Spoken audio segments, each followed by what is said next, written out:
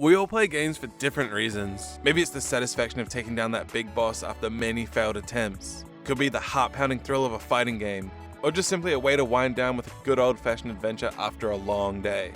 What really hooks me in is the social side of it all. Growing up, my brother, sister, and I would all sit around the TV and play Super Mario Bros. For hours on end, seeing how far we could get in that magical time between finishing dinner and going to bed. I've hardly played games alone. Even on epic single-player adventures like Ocarina of Time, I was accompanied by a friend watching along as I slogged away at temples. Sure, there have been times where I preferred to game alone, but for the most part, I've played with or as a passenger. However, one game in particular has always stood above the rest, ticking all the right boxes for what I wanted in a game. Epic bosses, fun quests, satisfying progression, and most importantly, great social aspects. This game is World of Warcraft.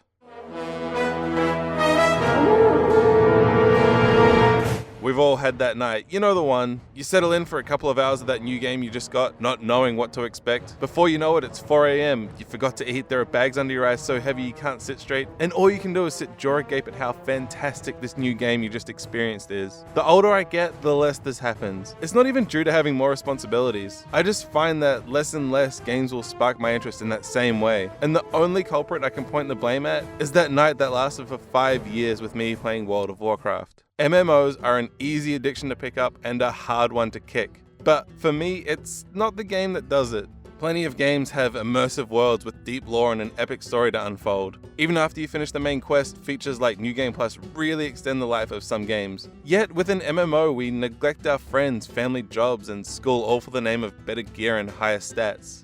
When I initially picked up the king of all MMOs, I was solo. Mainly because I was afraid to let those I knew I had succumbed to the beast. So after spending weeks grinding out to top level with late nights and a pile of energy drinks massing on my desk, I finally made it there. But the question remained, now what? The random guild I joined early on through a spam invite was just a social one, in it for the gold gained from their questing members. There was no raiding timetable, and I didn't possess the skills to run with randoms.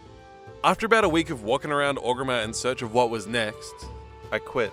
The thing is, no one ever quits World of Warcraft. You just stop playing for a while. After putting the game aside to concentrate on school and other things for a while, I started to hear whispers among my friend circle that a raid group was forming months after my subscription had ended. I braved the social stigma and confessed I was at top level, but not raid ready. Instantly, I was brought into a Skype group and introduced to the world of raiding.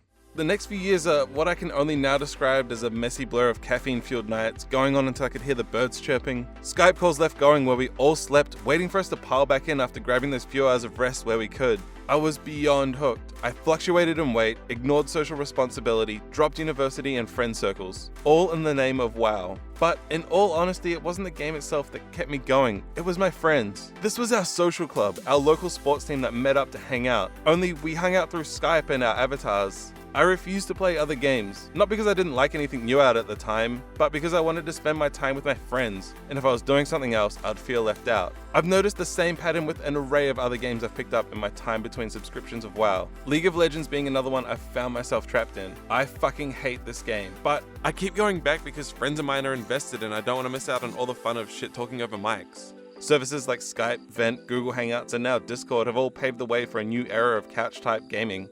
Ever since my nights spent in Azeroth, I've invested less and less time into single-player experiences and more into something I can play with my friends. That way I can share my experiences as they happen, rather than the next day where things can be forgotten. Gaming with friends has always been a big part of the appeal for me, whether it being going die for die or trying to beat a single-player experience over a long weekend, or split-screening with some friends and calling out any screen cheaters, or getting everyone together just for some good old-fashioned multiplayer. Experiences are better had with our friends, leaving us with stories to tell and look back on. Our time invested into gaming is what we make of it. And because of those nights of neglected health, since my focus on game investment has shifted somewhat, I don't spend as much time in Azeroth as I used to. Mainly due to no longer having a guild full of friends. But with the Legion expansion just around the corner, hopefully old flames will be reignited and subscriptions renewed.